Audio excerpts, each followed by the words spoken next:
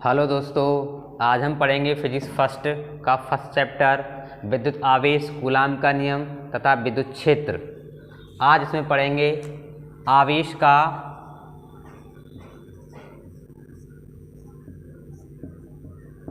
संरक्षण, conservation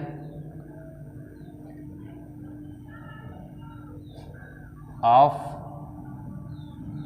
electric charge. जब दो वस्तुओं को आपस में, मानो ये दो वस्तुएं हैं, अभी इस पे आवेश शून्य है, इस पर भी आवेश शून्य है और इस पर भी आवेश शून्य है। जब इन दो वस्तुओं को आपस में घर्षण कराया जाता है या रगड़ा जाता है तो एक पर प्लस का चार्ज आ जाता है और दूसरी वस्तु में उतना ही नेगेटिव चार्ज आ जाता है। मान लिया इस पे प्लस का चार्ज आया है और इस पे से 5 इलेक्ट्रॉन निकलकर दूसरी वस्तु पहुंच गए तो यहाँ पर माइनस का 5 आवेश हो जाएगा और इन दोनों पर आवेश की जो मात्रा है, इन दोनों वस्तुओं पर आवेश की मात्रा का जो योग है वो शून्य हो जाएगा, क्योंकि प्लस का 5 और माइनस का 5 बराबर 0।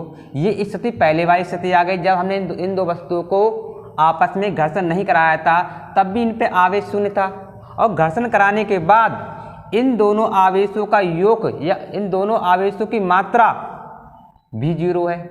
इस प्रकार हम ये कह सकते हैं कि आवेश को ना तो उत्पन्न किया जा सकता है ना ही नष्ट किया जा सकता है, इसे केवल रूपांतरित किया जा सकता है। आवेश को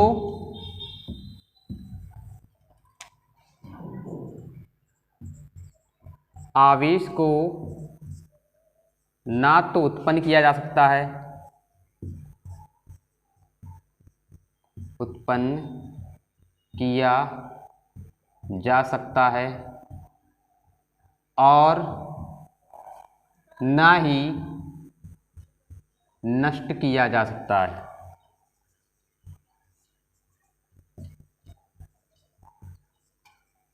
इसे केवल रूपांतरित किया जा सकता है।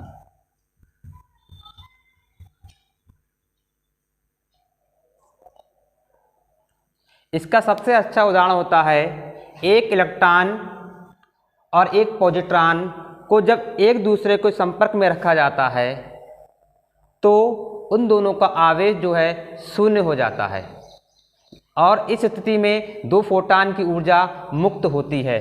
जैसे इलेक्ट्रॉन पे होता है माइनस का चार्ज और पॉजिट्रॉन पे होता है प्लस का चार्ज। जब इन दोनों को एक दूसरे के संपर्क में रखा जाता है तो इन दोनों का जो आवेश है, माइनस प्लस का आवेश है, इन दोनों पे जो आवेश की मात्रा होती है समान होती है, बस इस पे माइनस का चार्ज है, इस पे प्लस का चार्ज होता है। तो ये जो होते हैं एक दूसरे को आवेश, इन दोनों के आवेश एक दूसरे को क्या काट देते हैं, तो इस पे आवेश की मात्रा शून्य हो जाती है और ये दो फोटॉन की ऊर्जा मुक्त करता है। अब हम पढ़ेंगे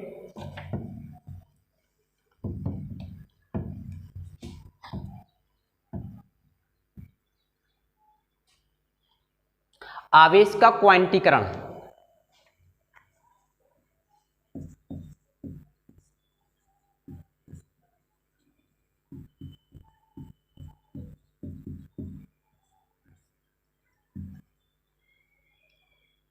क्वांटिजेशन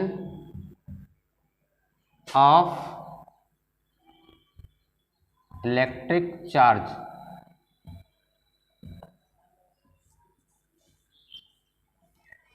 Q बराबर होता है N। Q यहाँ पर, जहाँ Q आवेश की मात्रा, N यहाँ पर पूर्णांक है, N का मान प्लस में भी हो सकता है और माइनस में भी हो सकता है, तो N यहाँ पर प्लस माइनस ये होगा पूर्णांक संख्या, जबकि ये यहाँ पर इलेक्ट्रॉन या इसे कहते हैं मूल आवेश,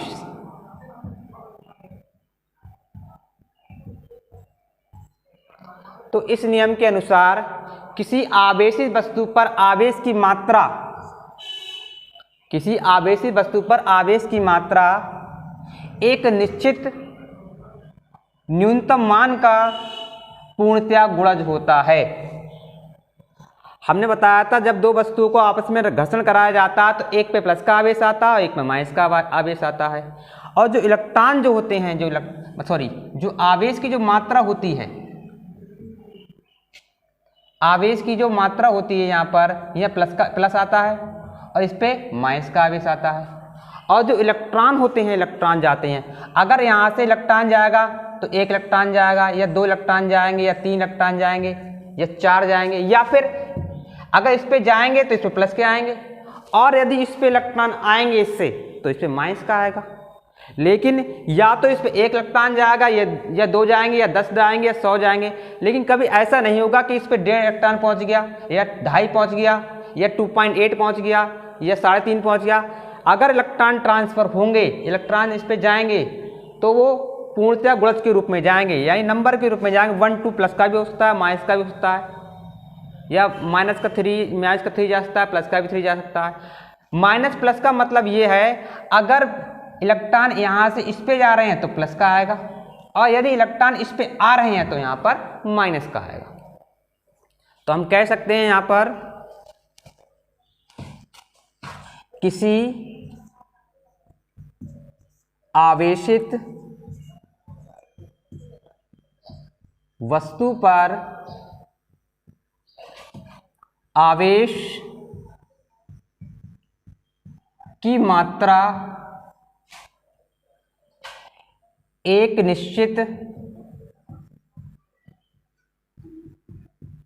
न्यूनतम मान का पूर्णतया गुणज होती है। यहाँ पर E जो है मूल आवेश है, इस E को ही हम क्या कहते हैं, इस न्यूनतम मान को ही आवेश के न्यूनतम मान को ही मूल आवेश कहते हैं।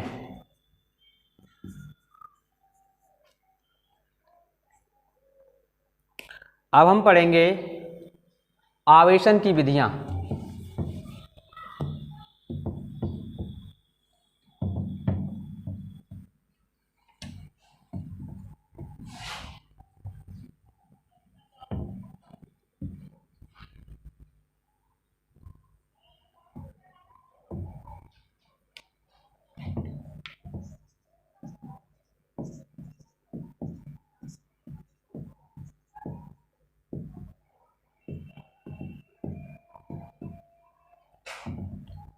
Charging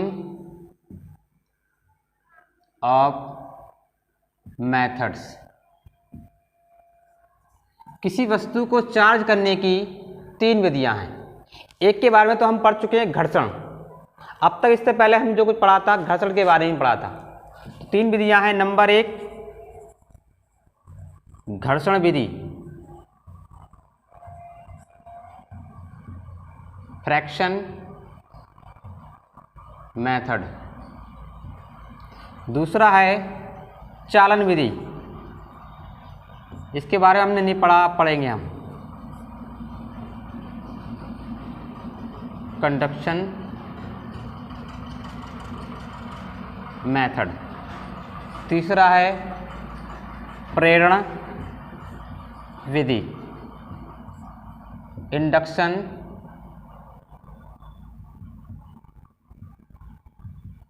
method.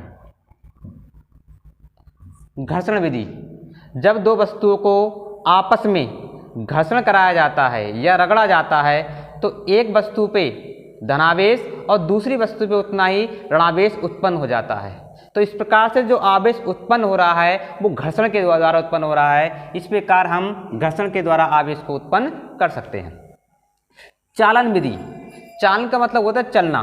जब एक आवेशित वस्तु, मानो कि ये आवेशित वस्तु है, ये एक आवेशित वस्तु है, इस पे प्लस का चार्ज है, और ये एक निरावेशित वस्तु है, इस पे कोई चार्ज नहीं है। जब इनको एक दूसरे के संपर्क में रख दिया जाता है या एक दूसरे में जोड़ के रख दिया जाता है, तो इस निरावेशित वस्तु पर इसी प्रकृति का आवेश उत्पन्न हो जाता है, इसी प्रकृति का आवेश उत्पन्न हो जाता है। तो ये क्रिया कहलाती है चालन विधि। फिर आती है प्रेरण विधि। प्रेरण विधि का मतलब प्रेरणा लेना। इसमें भी ऐसे ही होता है। इसमें क्या होता है, जब एक आवेशित वस्तु को एक निरावेशित वस्तु के समीप रख दिया जाता है, इसमें जोड़ के नहीं रखते हैं, इसमें जोड़ के नहीं रखा जाता, समीप रख दिया जाता है, तो इस निरावेशित वस्तु पर इसकी विपरीत प्रकृति का उतना ही आवेश उत्पन्न हो जाता है। ये क्रिया कहलाती है प्रेरण विधि। यही विधि कहलाती है प्रेरण विधि कहलाती है। यदि इस पे प्लस का चार्ज है तो इस पे माइनस का चार्ज उत्पन्न हो जाएगा। किस वस्तु पर? निरावेशित वस्तु पर। ये कौन सी वस्तु है? निरावेशित है। अगर इस पे माइनस का चार्ज है तो इस पे जो है प्लस का चार्ज उत्पन्न हो जाएगा। तो हम कह सकते हैं जब एक आवेशित वस्तु के समीप एक निरावेशित वस्तु को रखा जाता है, निरावेशित वस्तु को रखा जाता है, तो निरावेशित वस्तु पर आवेशित वस्तु के प्रकृति विपरीत आवेशित वस्तु की विपरीत प्रकृति का आवेश उत्पन्न हो जाता है। इसे हम प्रेरण विधि कहते हैं। अब हम पढ़ेंगे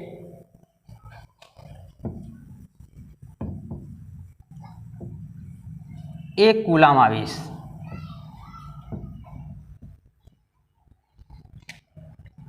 एक कूलाम आवेश की डेफिनेशन हम दो प्रकार से निकाल सकते हैं। एक तो हम निकालेंगे Q बराबर IT से, और एक निकालेंगे हम कूलाम के नियम द्वारा।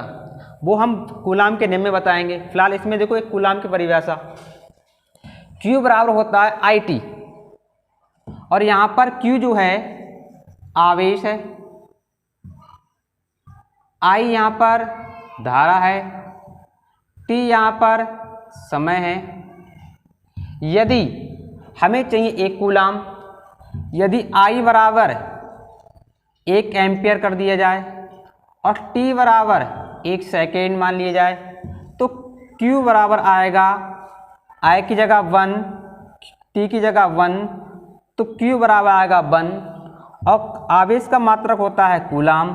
तो 1 कूलाम की जो डेफिनेशन निकल के आएगी, 1 कूलाम की डेफिनेशन, यदि कोई चालक है, यदि किसी चालक में 1 एम्पियर धारा 1 सेकेंड तक प्रवाहित हो, तो उस चालक में उत्पन्न आवेश 1 कूलाम होगा। यदि किसी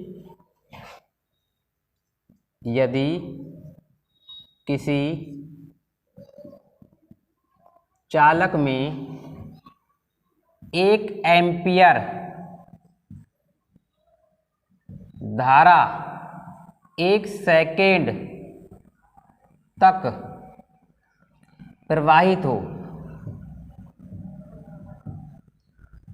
तो उस चालक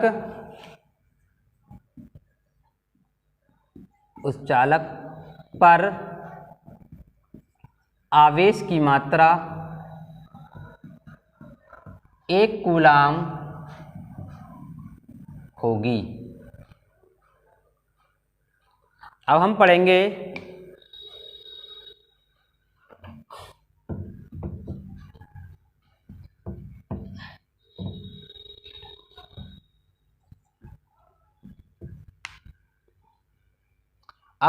बिंदु आवेश।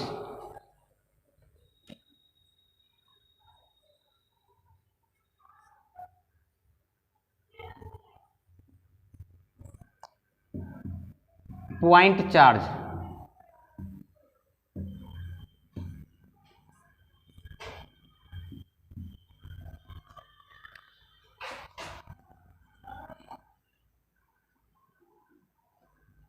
ये दो पिंड हैं, ये दो आवेशित पिंड हैं, इन पर आवेश Q1 है और Q2 है, इनकी बीच की दूरी R है। तो इस नियम के अनुसार दो आवेशित पिंडों की विमा उनके बीच की दूरी की तुलना में नगण्य है, तो ऐसे पिंडों को हम बिंदु आवेश कहते हैं। विमा का मतलब होता है लंबाई हो सकती है, चौड़ाई भी होता है, द्रव्यमान भी हो सकता है। तो इस नियम के अनुसार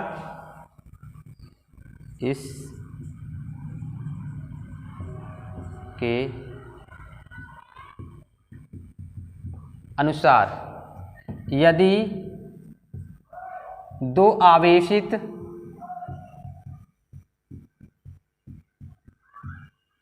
पिंडों की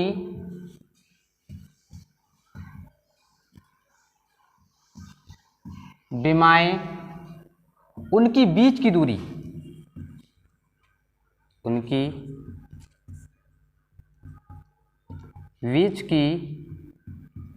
दूरी की तुलना में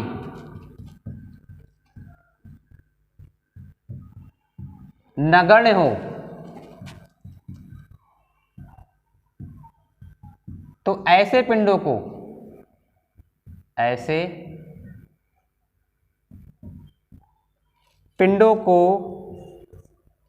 बिंदु आवेश